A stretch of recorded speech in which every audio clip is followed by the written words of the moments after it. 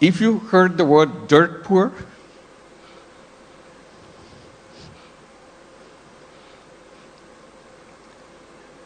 that was Bangladesh.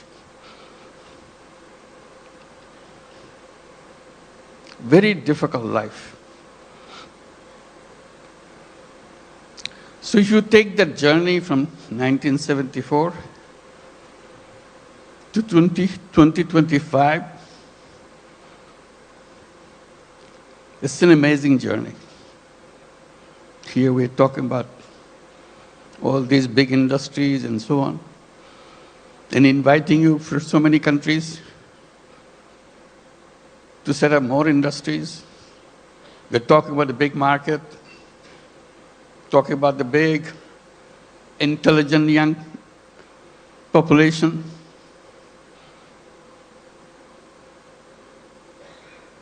That's Bangladesh.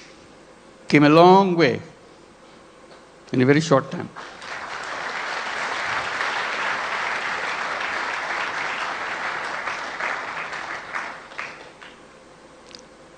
In that famine-ridden country,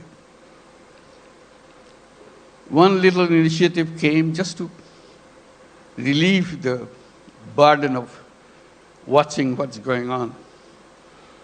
To help people to lend money, tiny little money, $2, $3, so that they can start a business, focusing particularly, specifically on women. They are the most destitute of all. That became known as microcredit. We created a bank called Grameen Bank. Had no idea what this finally will turn out to be. But it turned out to be a global name.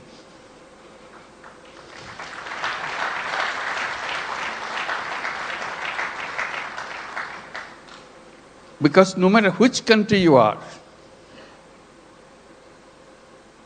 you have little Bangladesh of 1974 inside of you. You don't recognize it. You hide it by giving public money to them. So I always raise the voice. Giving public money to poor people is no solution at all. Solution is creating the structure, framework, will unleash the energy of the people. And microcredit was just a small effort of that.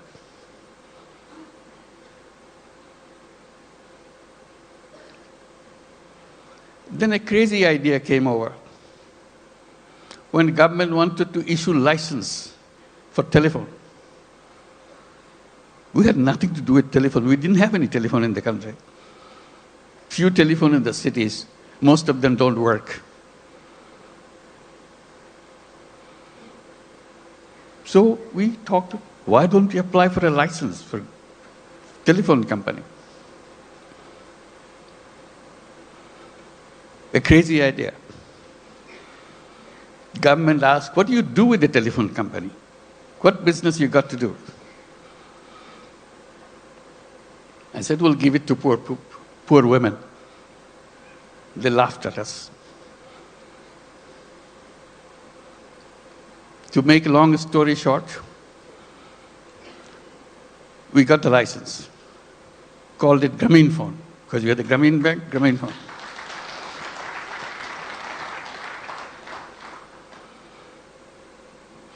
Nobody wants to partner with us because we have no knowledge, nothing. Because Bangladesh is no place for mobile phone. There's no market for mobile phone. Who wants to be partner? So we knock at every door, international doors. Nobody wants to partner. Finally, someone I personally knew in Norway, who happens to be chairman of Telenor. I explained to him, can you help me? Explained why we want to do this and why we want to bring the phone to the women. He took it seriously. But the company board doesn't agree with him. They said, what, Bangladesh? We never heard a name called Bangladesh. So it's a big effort for him. The more board rejects, he comes back again, explain again. Finally, he got it through. The company assessment was, at the peak of this company, you will have 200,000 users of the mobile phone in the whole country, 200,000. And you cannot make a living on this with this kind of clientele. He told me, I said, are you crazy? It will be at least 10 times more than that. That's the way I could figure. It became the largest telephone company in the country.